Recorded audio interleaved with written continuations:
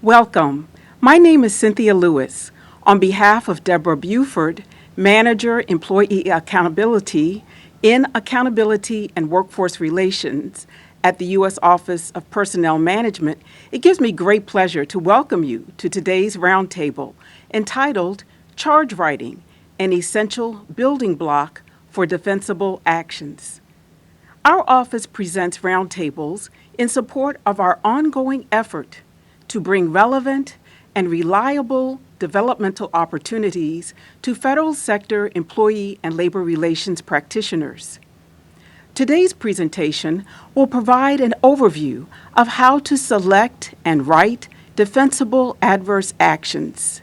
When agencies develop charges based on what they can prove and prepare well-written charges, they increase their chances of prevailing at the Merit Systems Protection Board. We encourage everyone to make the most of the roundtable, including asking questions of our presenter. You may do so by sending an email to employeeaccountability@opm.gov. We will do our best to field as many questions as possible. Please note that shortly following the presentation, everyone who registered will receive a hyperlink to an online evaluation form, courtesy of SurveyMonkey.com. Simply click the link, follow the instructions, and your valuable instant feedback will be sent to us. Your feedback is important to us and helps us plan future roundtables. We are pleased to have as today's presenter Melanie Jones from the Justice Management Division of the U.S. Department of Justice. Melanie is a senior attorney at the Department of Justice, Justice Management Division, the Office of Labor and Employment Law. Her office is responsible for providing guidance to department components on labor and employee relations and overseeing the department's labor and employee relations program. Please join me in welcoming Ms. Melanie Jones.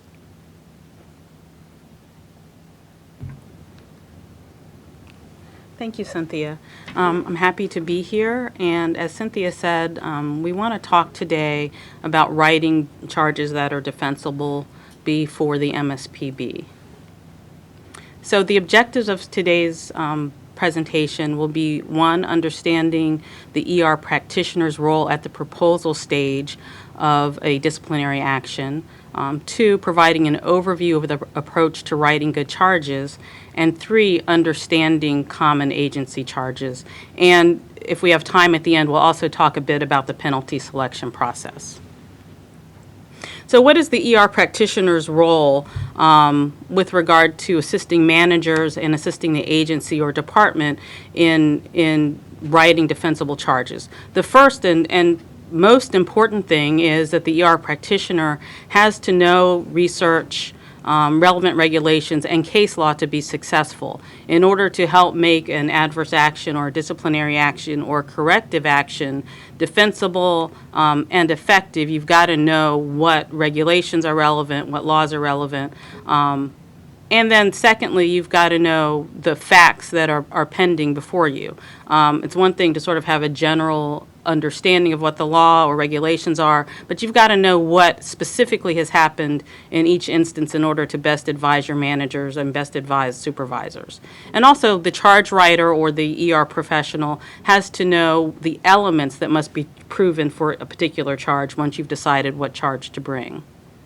So, proposal notice composition. And before we start, sort of depending on where you are professionally and where you are in the process, the proposal notice is the very first thing that the employee sees with regard to knowing why they're being charged with something, what discipline is being taken, and why. So in addition to wanting these actions to be defensible, we really do want, in the very first instance, for employees to understand what's expected of them, and when they go afoul of those expectations, to know why they're being disciplined. So in addition to the proposal notice being a formal document that ultimately may be seen by a third party, it's important to understand the proposal notice is notice to the employee of what they've done that violated our expectations or the manager's expectations. So the proposal notice composition should be the authority under which the action will be taken, the charge label, the charge specifications, nexus, which is what I call the sort of why we care element, which is the link between the misconduct and the efficiency of the service, reasonableness of the proposed penalty, and a specific notifications of reply rights. And we're going to talk about each of these in detail as we go.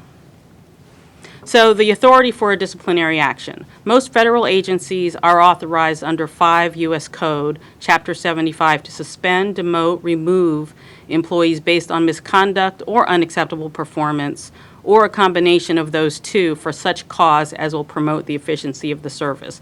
So you've got to cite in your proposal notice the authority under which you're taking the action and the fact that it is to promote the efficiency of the service.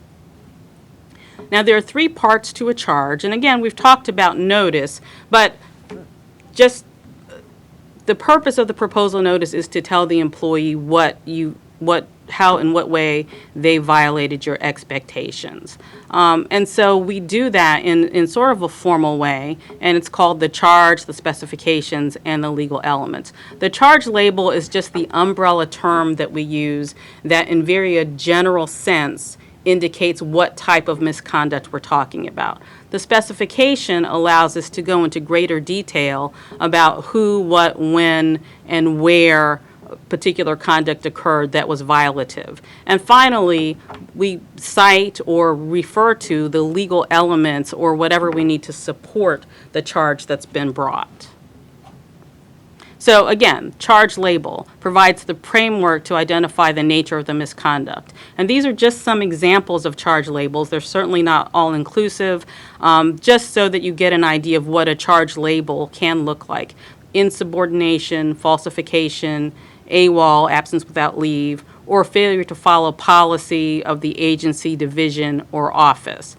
Now, again, this is not all-inclusive, and as you can see, a charge label doesn't have to be a full sentence. It can be one word, or it can be a phrase that indicates exactly what type of misconduct is at issue.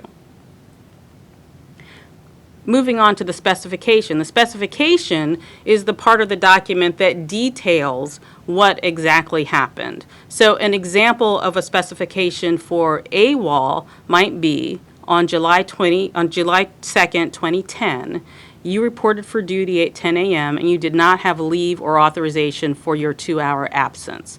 Again, the specification is really just the putting some meat on the bones of the charge. It tells the third party and the employee specifically what they did wrong. And the reason you go into detail in the specification is so that the employee, upon reading this notice, has the ability to know what you're talking about and the ability to defend themselves. So if you're too general and you just say at some point in October you weren't here, that's not sufficient notice for the employee to understand what he's being charged with or be able to defend the charge. So that's why we do have to go into enough detail in the specification in order for the employee to respond and defend and to know whether or not they've engaged in the misconduct that's been alleged. Here's another example of a specification. Now, if you had a charge of failure to follow leave requesting procedures, the specification might look like this. On July 2nd, 2010, you failed to request leave for your absence from duty. Another possibility for that exact same spec would be, on July 2nd, 2010, you failed to contact your supervisor to request leave for your absence that day as required by the office's leave requesting procedures.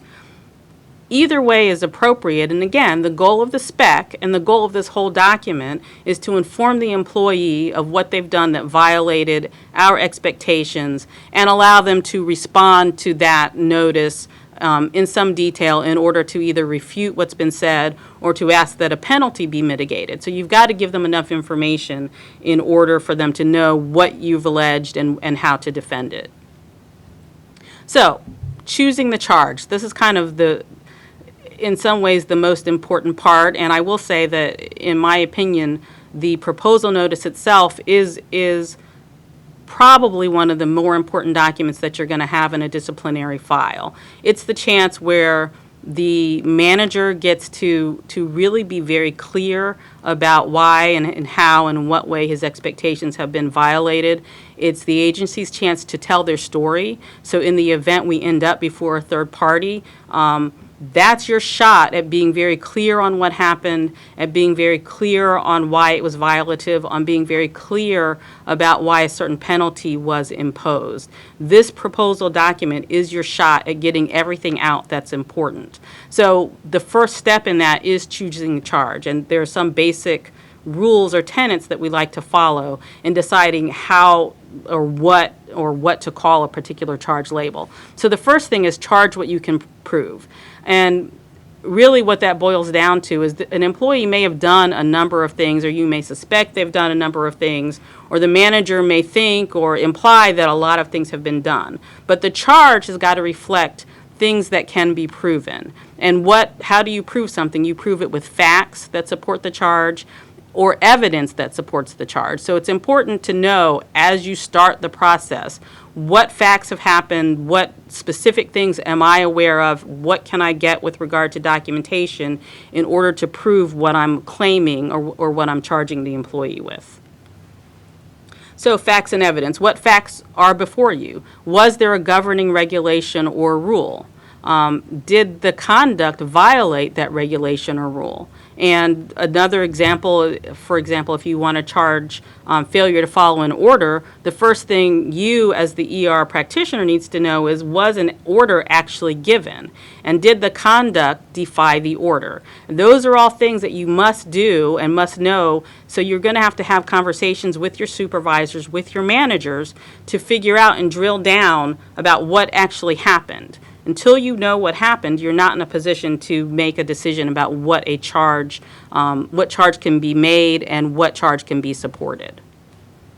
So facts and evidence. And evidence is really, what do I have in front of me? What collectively can I present that demonstrates or proves the thing I'm alleging or claiming or charging the employee with? So for example, is there damaged or altered property, or a document that's been altered? If you're charging, breaking the computer, do you have the computer and can you demonstrate that it has in fact been broken? Then you'll figure out whether and how you can prove who broke it, but the first thing you've got to have is evidence of conduct. Are there documents that reflect the misconduct? Did an employee admit to the misconduct? All those things are facts that you need to ascertain and be able to demonstrate in some way, one, to the employee, but again, should you end up before a third party, those are things that are going to become important in supporting your claim. So now let's talk a little bit about framing the charge. And I'd like to sort of think of the rules of charge framing in three ways. Brevity, and as you saw from my first examples, a charge label can be one word. It doesn't have to be. But again, you're trying to convey the basic idea. You're not trying to convey the full story in the charge. Clarity. Again, as we've talked about, yes, we're talking about defensible actions, and yes, we're talking about being before a third party, but clarity is crucial for that reason, but also, again, this is a document that's going to the employee, and if they don't understand what they're being charged with, and if they don't understand the nature of the misconduct being claimed against them, they're not in a position to defend, and more importantly, they're not in a position to do better, which is the purpose of discipline, is to end up with an employee who doesn't repeat the same misconduct over and over again. So before we get to the end of the day in defending the action, let's remember our first priority is in getting employees to understand what misconduct is and how not to repeat it, which is why clarity in the notice is crucial. The number 3 is avoid duplicity or multiplicity, and what that really means is don't pile everything you're thinking about into the charge. Don't have a charge that has 5 different charges in it. If you have 5 charges, they should be 5 separate charges, not a combination of 5 charges. And also, don't pile on and sort of repeat the same charge in 5 different ways to try to ramp up the penalty or to try to get at the same point. So now we're going to talk a little bit about common agency charges.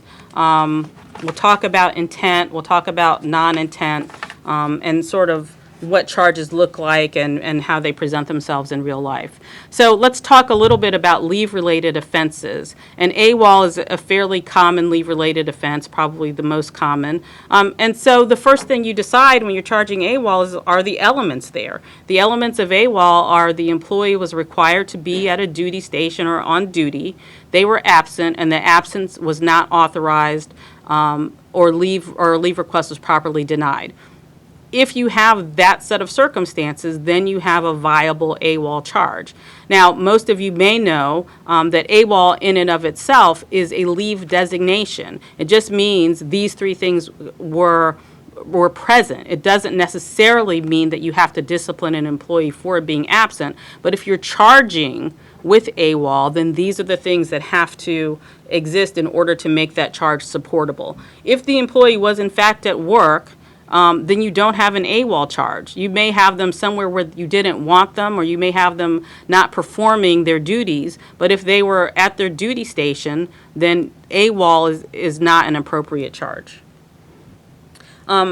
Just a practice note, employee may defend against an AWOL charge if they present medical documentation even up to the very last minute, even up to the hearing before the board. If they provide medical documentation of incapacity, they may be able to defend and defeat an AWOL charge.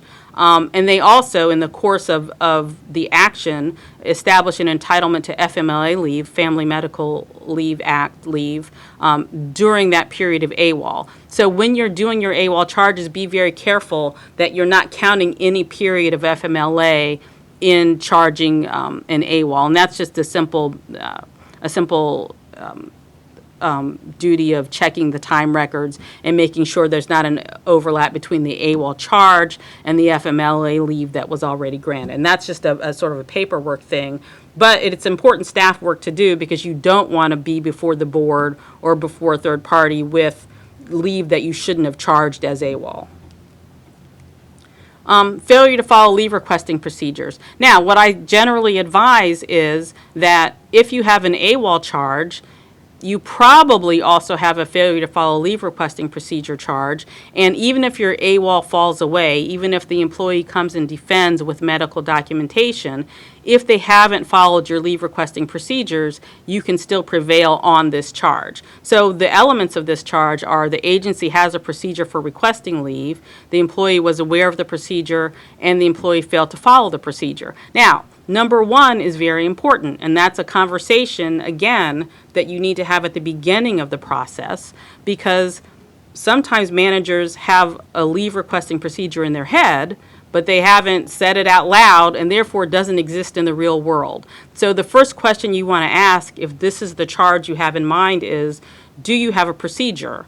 And if so, have you informed your employees of that procedure? If yes and yes, and the employee failed to follow, then you're free to go forward. If no, you still may have a charge, but it's not going to be failure to follow procedure because there's not a procedure. So that's a practice note, but you'd be surprised how many times you sort of get towards the end of the line and realize that there's no procedure that's either been communicated or published to employees. So that's an important thing to remember.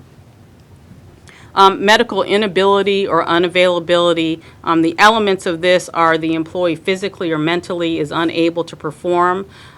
With regard to fitness for a duty exam, in order to order a fitness for duty, it's got to be for a position or an employee that is subject to medical standards. And the employee's medical condition is always relevant even after the fact. So if you bring this charge and you get to, again, the end of the day or to the decision phase or prior to the hearing, if the employee's medical condition improves and they're now able to report for duty and there aren't other charges that allow you to go forward, the fact that they've better does defeat the charge, which is not a bad thing. If an employee can come back to work, that's a thing we welcome, but that's something you must advise your managers of, that their medical condition is relevant at all times throughout the process. Excessive absence is a little bit different. It involves employees who have been on approved leave, but due to a condition that is far beyond their control, they aren't able to return to duty. And the elements of excessive absence are here on the slide.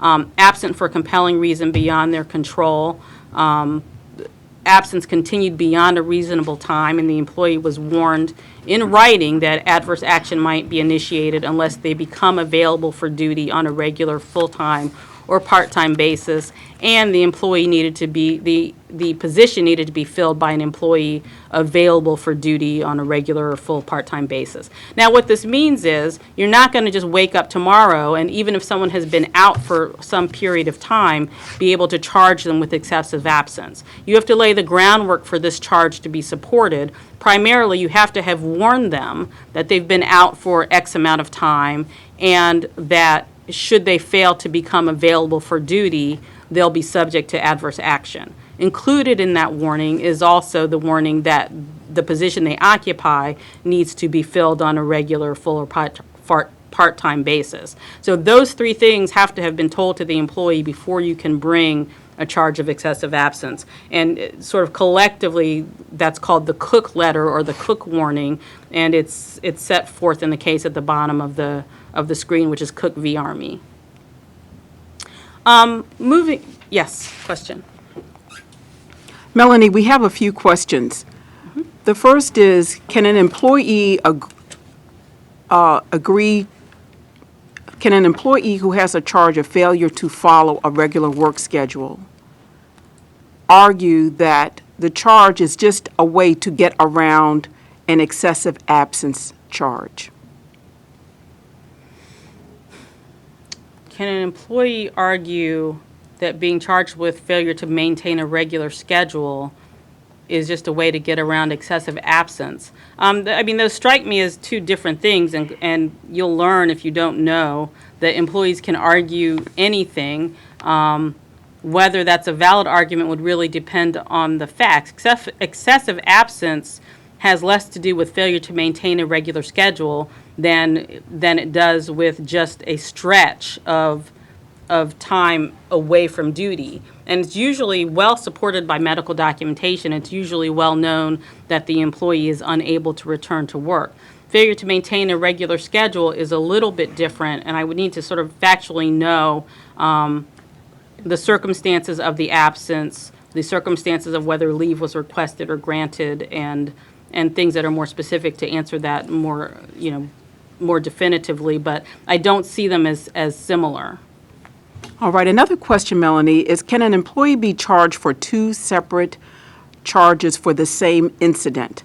For example, may an employee be charged for inappropriate conduct due to something such as fighting or inappropriate language, and also be charged for violating the employee's responsibilities and code of conduct? So the answer to the general question is yes, the same incident can generate two different charges. The facts just described sound very similar. If I were looking at two charges, I would say inappropriate conduct could be one charge for fighting and using profanity. And let's just assume, which is not what the question was, but I'll change the question. Let's just assume that in the process of fighting and engaging in profanity, the employee also broke a computer. So you would have a charge of inappropriate conduct and you would have a charge of damaging government property. I don't know that I would charge inappropriate conduct and violating a rule against fighting if they sort of end up being the same thing. Again, if there's an agency rule or an office rule that specifies certain conduct being violative, I think you would charge under that, and then you wouldn't need the more general charge of inappropriate conduct.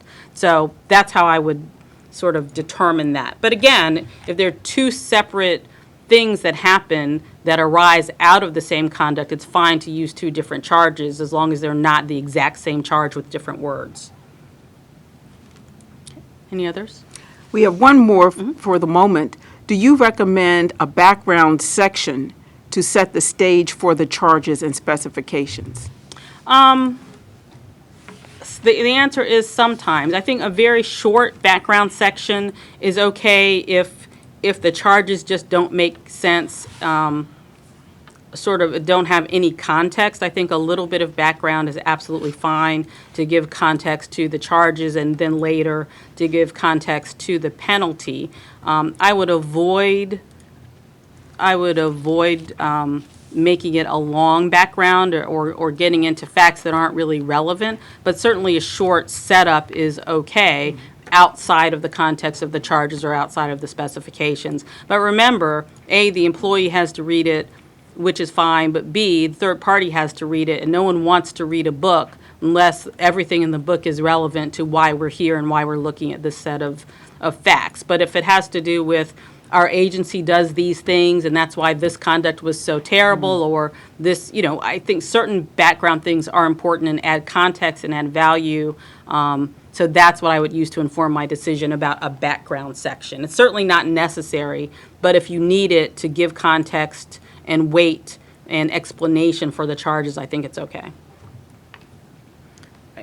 So let's talk a little bit about misuse or unauthorized use of government property. And just to summarize, government property is any form of real personal property in which the government or agency has an interest. It can be office supplies, it can be the telephone, it can be the resources of the internet, equipment and services, email, and government vehicles. So kind of everything in your office that isn't yours and you didn't bring it is probably government property. And frequently employees do things that are considered to be misuse of that property. Here's the definition. I won't read all of it. Government property that's used for other purposes other than that which is made available to the employee or the public. And the nice thing, and we'll talk a little bit more about intent later, but the nice thing about misuse of government property is you don't really have to get into the intention of the employee's use or why they used it. It just is the fact that they used the property in a way for which it wasn't intended or authorized. So let's talk a little bit about using government vehicle, and if there are questions, we can circle back to sort of more general misuse. Important to understand that a government vehicle or misuse of a government vehicle can be charged in a couple of different ways. There's unauthorized use and there's improper use. Now, unauthorized use is a statutory charge, and the important thing to remember about charging with unauthorized use is that it imposes a mandatory 30-day penalty, which means that your manager can't propose something less than 30 days. Your deciding official can't mitigate to less than 30 days. So if it's not your intention going forward to take a 30-day hit or to have the employee take a 30-day hit, unauthorized use under the statute is not the charge you should use. It's perfectly valid if you have the understanding of the penalty that goes along with it. And it does require an element of intent. As you can see the last bullet, the employee's actions are willful if he had actual knowledge that the use would be characterized as non-official, or if he acted in reckless disregard as to whether or not the use was for non-official purposes. So this is for someone who doesn't have permission to take the government car and they take it and do things with it that they're not allowed to do. Again, perfectly valid charge, but you have to understand that you're going to have to do the 30-day penalty if you go with that charge and the facts of the charge are sustained. It's possible, if you don't want to charge and you don't want to penalize for 30 days, to do a different charge, which is improper use or misuse, which may mean that the employee had authority or was authorized to use the vehicle, or for that matter, whatever the other property was, but they were authorized to use the vehicle, but they did so in a way that was negligent or reckless or irresponsible, or they did something in the vehicle that they weren't otherwise authorized to do. So the use is authorized, but the things that they do sort of collateral to that use may or may not have been authorized. So misuse or improper use is an appropriate charge in that circumstance.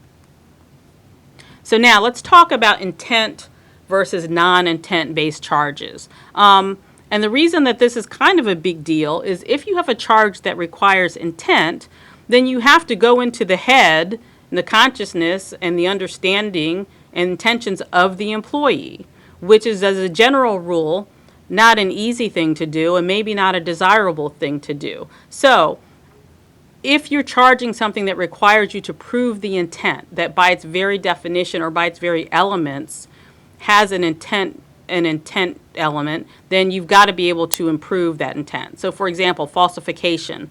The definition has the intent word in it, knowingly supplying wrong information with the intent to deceive or mislead. Insubordination, willful and intentional refusal to obey a lawful order of a supervisor.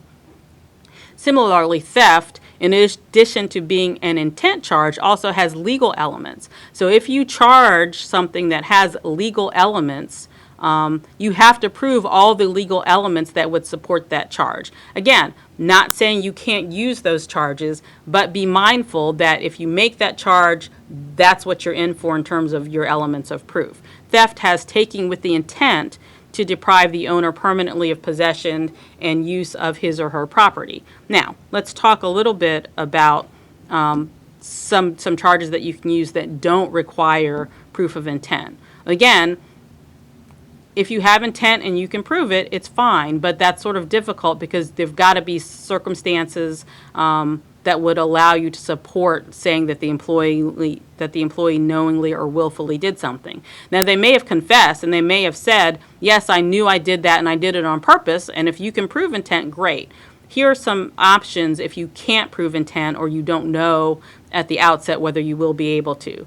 Failure to follow instructions, poor judgment, conduct unbecoming, and inappropriate conduct. And the last two are very general, but they sort of cover a world of sins and allow you in your specifications to say exactly what the employee did. Again, one alternative charge to falsification would be submission of false, misleading, or inaccurate statements. So this encompasses every possibility except for the intent. So let's say you want to charge someone with falsifying a timesheet, but you aren't sure whether it was on purpose or whether it was accidental, and you just want to get to the point that they did it. You could charge them with submission of false or misleading information or inaccurate information without getting into the weeds or into their head and into their conscious decisions about whether their intention was to falsify. Lack of candor. As a general rule, we talk about this as a non-intent charge, but you should be mindful, and particularly if you're thinking of charging lack of candor, look at this Fargnoli versus Department of Commerce case at the bottom of the screen. Lack of candor does include some element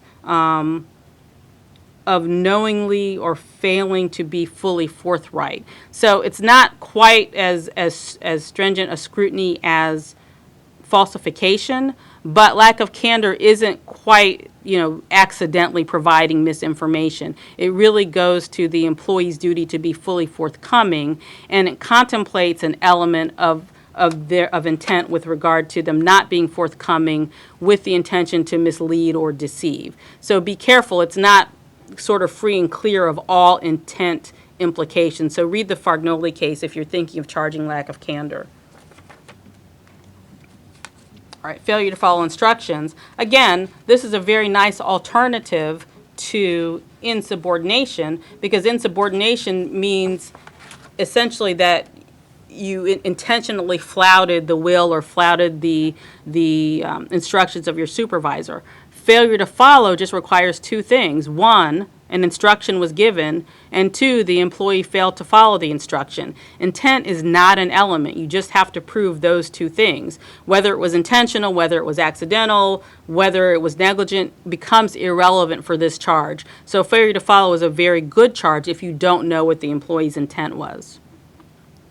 Improper associations, again, not related to intent, particularly good for law enforcement agencies where off-duty conduct becomes meaningful and relationships outside of work become meaningful with regard to employees' conduct. So improper associations might be something, let's say if you had a DEA agent who frequently had barbecues and invited people who had been convicted of drug offenses. That would be a case in which you might say, that might not have been the best group of people to have at your barbecue, considering your whole job is enforcement of the drug laws of the United States. That would be a charge where improper, that would be a circumstance under which improper association might be a good charge. Again, if you charge improper association, particularly with regard to off-duty conduct, you will have to show a nexus between the off-duty conduct and the efficiency of the service. And that's where you just explain our whole job is to enforce drug laws, and so we don't find it appropriate for our employees to associate with people that have convicted of violating drug laws. That language would be important to include if you have a charge like this.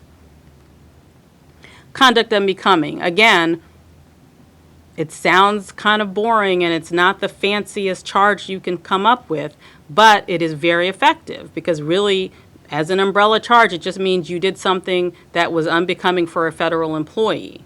And then in your specifications, you explain specifically what that was.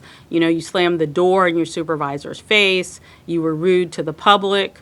You were disrespectful. It really does cover a multitude of sins without getting into the weeds in the verbiage of the charge. The specifications allow you to explain what was done that was inappropriate. And just sort of winding up some of the intent conversation. Just because you sort of follow the rule or follow the guidance and don't do an intent-based charge, be careful in how you write what your specifications are, because by putting intent-based words into your proposal, words like maliciously or intentionally or words that talk about willfully, you're still implying a certain element of intent, and unless you can prove those things, the board is going to construe your charge as an intent-based charge and make you prove them. So resist the urge to sort of fancy it up and include all these intent-laden words in your either in your background or in your specifications or even in your penalty section unless you can actually prove them. Do we have questions?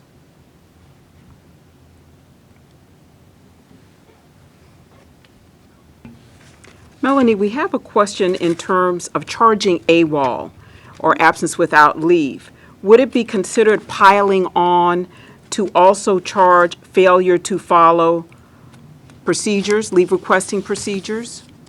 No, actually, as a general rule, if the facts support it, I like to see AWOL and failure to follow charged together, because AWOL is just the absence without approved leave, period.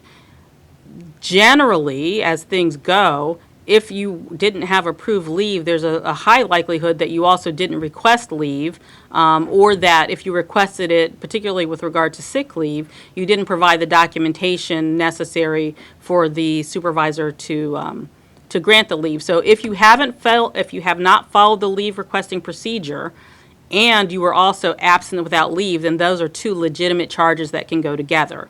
And as I said earlier, if your AWOL falls away because ultimately documentation is provided, you can still have a valid and viable charge of failure to follow leave procedures if in fact that's what happened. We have another question regarding unauthorized use of a government vehicle.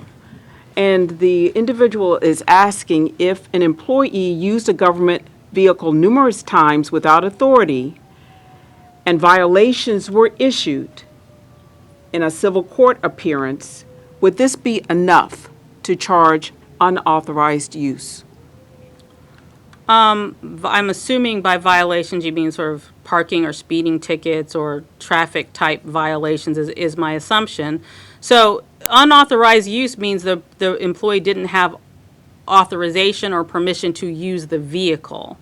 Whether they did some other things with the vehicle, sort of, it becomes a separate thing. So it's unauthorized use if they didn't have permission. It's something different, maybe improper use or misuse, is if in the course of their authorized use they did other things.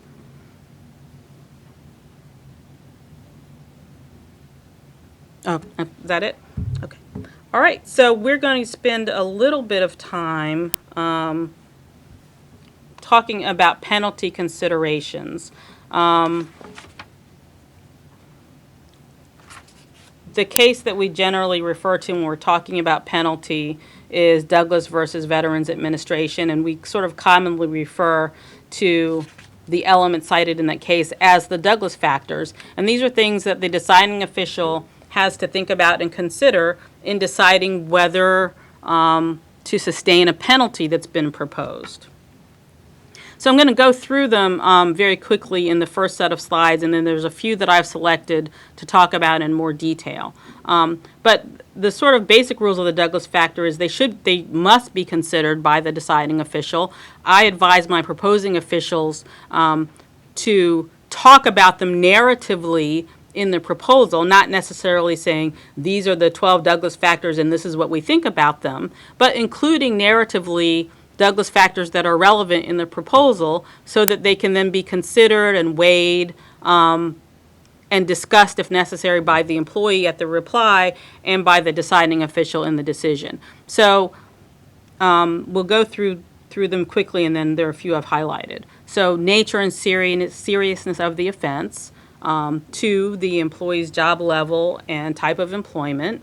3, the employee's past disciplinary record. 4, employee's past work record, including length of service, performance on the job, ability to get along with fellow workers. 5, effect of the offense on the employee's ability to perform at a satisfactory level. 6, consistency of the penalty with those imposed upon other employees. 7, consistency of penalty with applicable agency table of penalties. 8, notoriety of the offense. And 9, clarity with which the employee was on notice of any rules that were violated. 10, potential for the employee's rehabilitation. 11, mitigating circumstances surrounding the offense, such as unusual job tensions, personality problems. 12, the adequacy and effectiveness of alternative sanctions to deter such conduct in the future. And again, they've got to be considered. Not all factors are applicable in every case. Some people choose to sort of go through a checklist and say, number 2, not applicable. But it seems to me if it's not applicable, you just don't mention it. But that's a sort of a preference point. The deciding official can mitigate the penalty if appropriate based on one or more of the Douglas factors. And the best practice, in my mind, is at least narratively for the proposing official to articulate which Douglas factors play into a given case, and for the deciding official to formally articulate considerations of relevant factors.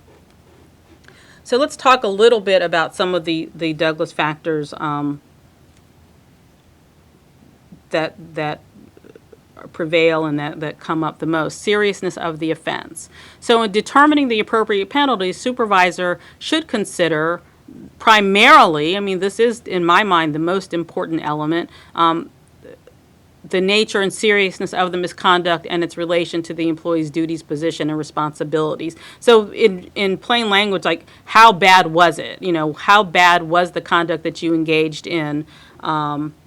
And again, this is all after the proof of the conduct has been established. And what are we as the agency or the department going to do about it? How serious was the offense?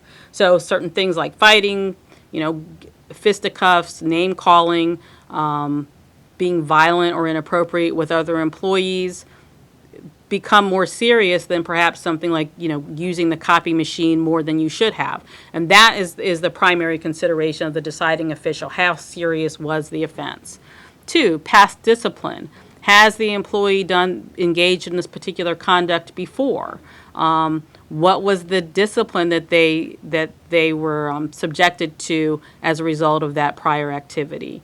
Has the agency cited prior discipline in the proposal notice? Again, if you haven't cited in the proposal notice and the deciding official is unaware of it, they really can't consider it, which is why it is important to front load these things so that they can be discussed and used later. The employee's position. Now, this becomes particularly key with regard to supervisors because supervisors are held to a higher standard of conduct. a line employee can do something and a supervisor can do the same thing, but the supervisor may suffer a higher penalty because they're held to a higher standard of conduct. And that's something that if, as a deciding official, you want to consider and you want to rely on, you need to articulate it. As a supervisor, I'm particularly concerned at the nature of this misconduct because we expect you to be an example for other employees and not to have to, discipline you for this type of misconduct. Yes. Melanie, we have a question regarding the Douglas factors and the advisability of using a Douglas factors worksheet, or is it preferable to have oral conversations with the manager in light of discovery and having materials available to outside inspection? I don't know that I would use the word preferable. I think there needs to be a formal and concrete way in which you make the deciding official aware of their responsibilities to consider the Douglas factors. I'm fine with an oral conversation and fine with some verbiage in the decision saying, I've considered these factors in reaching my decision. Some people do use a Douglas factors worksheet, and I know that sort of opens it up to, in the use of that worksheet, do you have to give it to the employee either before the decision is made or during discovery? I don't have a strong feeling either way. I've seen it done both ways. But I think the most important thing and the thing that fulfills your obligation is making the deciding official aware of their obligation to consider them and articulating what they've considered in the decision. I don't have a strong feeling that you should or should not use a Douglas factors worksheet.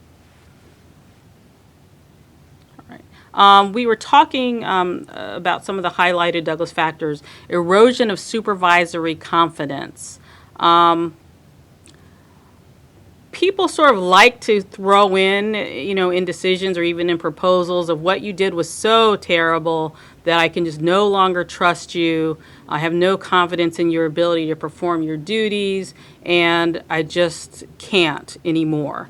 Now, that is fine if it's true and if the facts support it and if the conduct supports it and if the penalty is sort of consistent with that type of language. It doesn't make sense to say, I have no confidence in you at all for a 15-day suspension because on day 16, I'm back. So if you sort of use this type of language and in fact, the conduct is such that you really have eroded the confidence of your supervisors, that's great. You do need then to have some language and some discussion of why that's true, of why, because of this erosion of confidence, you're no longer suitable for this position. And you can't just throw it in and say, my confidence has been eroded, and then move on to the next thing. You do have to support it with evidence from the record for it to be a legitimate part of the penalty discussion. A few other factors. Yes, question.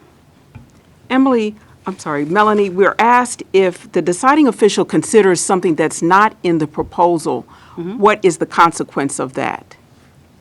So, if the deciding official relies on something not in the proposal and therefore presumably with which the employee has not been given notice, the consequence is you've engaged in procedural error and your action is going to be reversed by the board.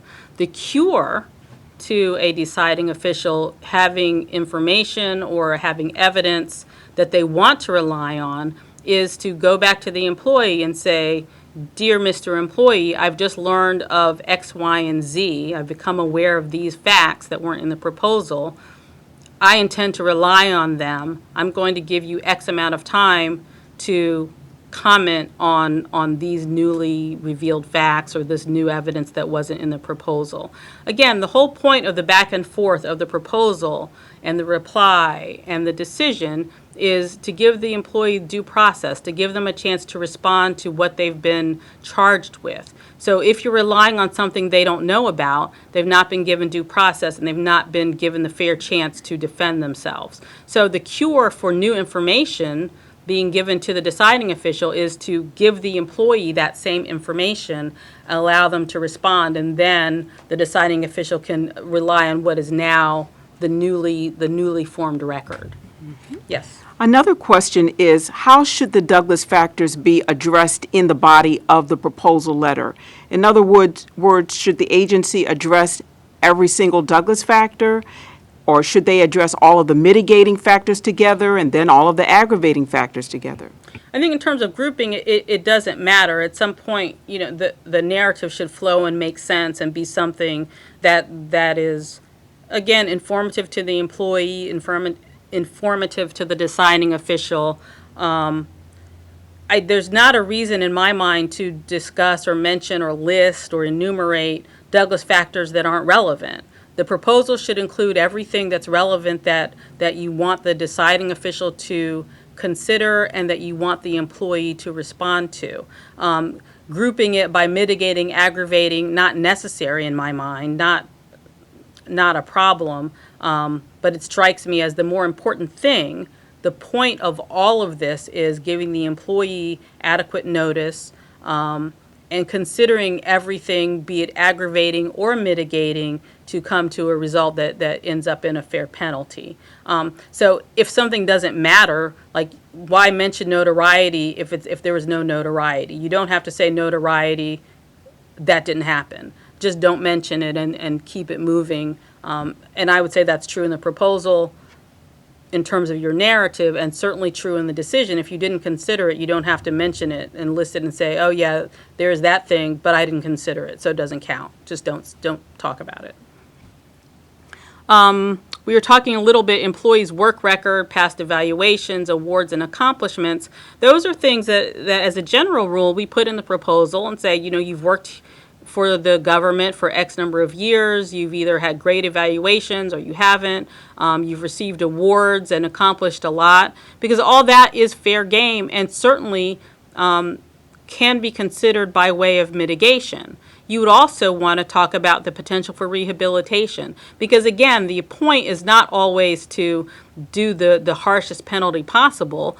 If there's the possibility, if an employee has done a great job so far, has been highly evaluated, has been awarded and has accomplished a lot and can be rehabilitated, all those things should be considered and should be discussed in the same way that all of the aggravating factors should be considered and should be discussed.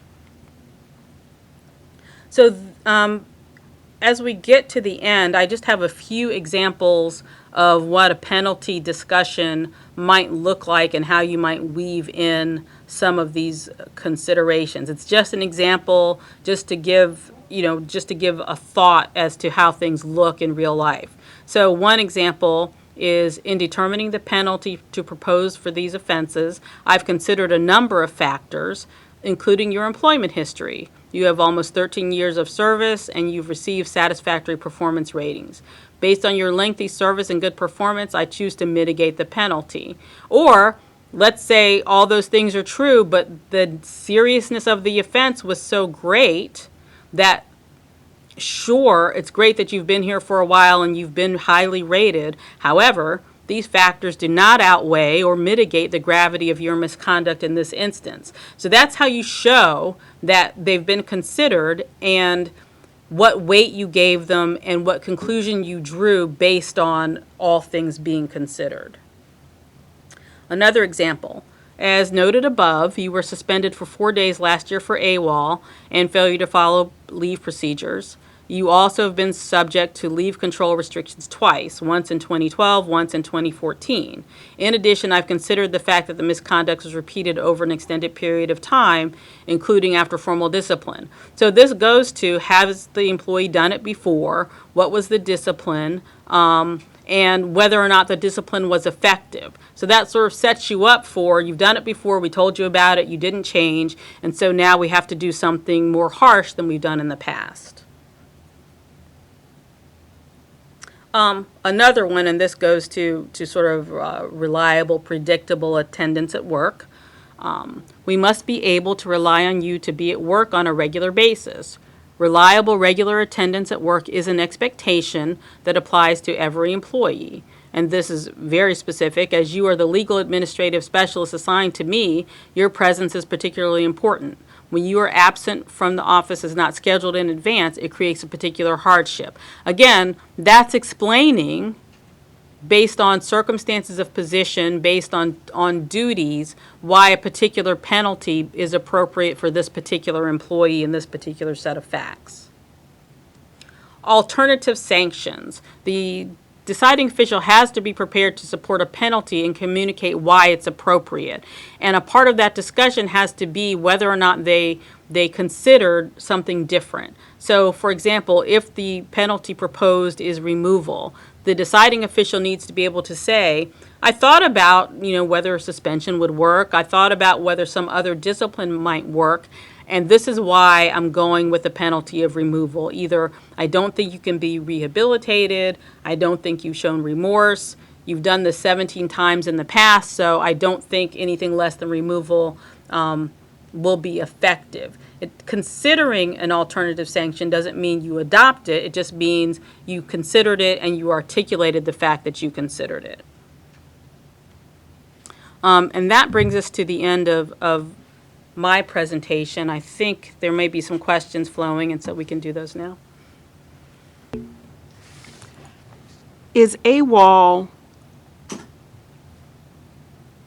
excuse me, can AWOL be used as prior discipline if it was from a prior agency?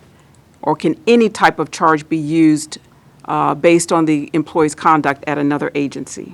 If there's documentation in their OPF, which would be a suspension or a demotion, or I guess even a removal, you can go back into their OPF and say, I see at your prior agency you were suspended for 15 days or 20 days or whatever the case may be.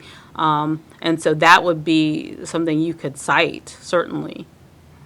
And how can the agency use a reprimand when it has been withdrawn from the OPF after the period of time, 1 year, for example?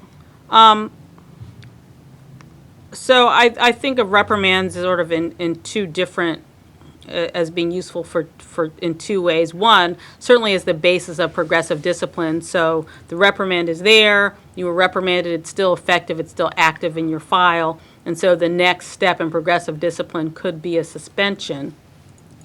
If it's not actually in the file, I'm not sure sort of how you know about it. But even if it's expired for purposes of progressive discipline, notice to me is notice once is notice forever. So you can't say I'm suspending you because your reprimand wasn't effective.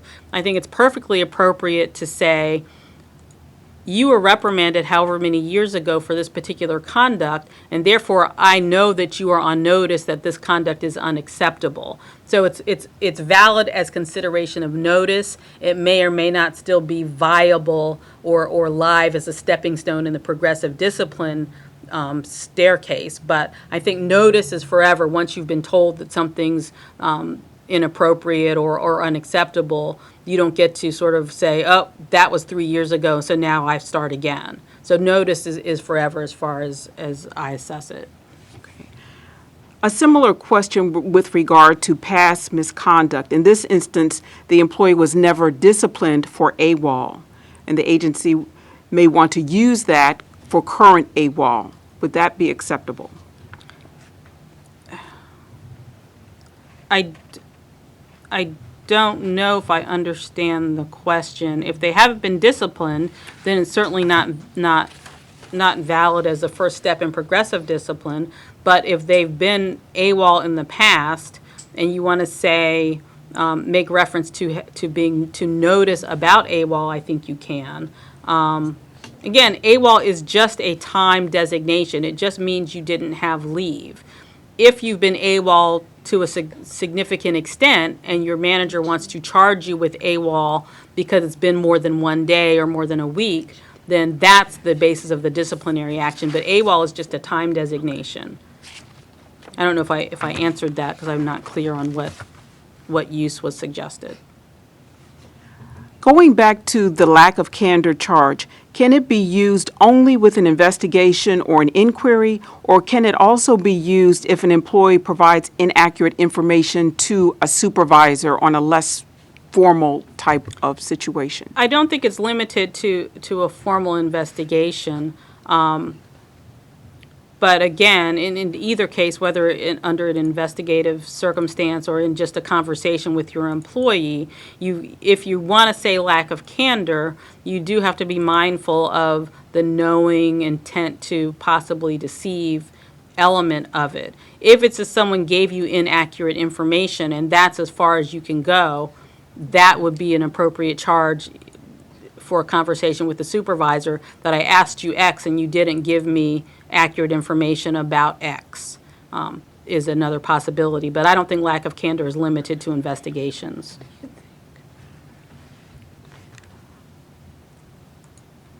One agency is asking, what is your opinion about moving from a penalty of reprimand for a prior offense to a 14-day suspension for a current offense? I would say that it's fact determinative. I don't know that that's too big a jump. It depends on, what we talked about in terms of the very first Douglas factor is seriousness of the offense. And also maybe proximity. If the reprimand just happened last month and they did the exact same thing again, I wouldn't have a lot of heartburn with a 14-day suspension. But really, I think it would be fact determinative based on the severity of the offense and surrounding circumstances, whether you would make that big of a jump. Can an employee be suspended for small increments of tardiness on an ongoing basis, something like less than 10 minutes each day?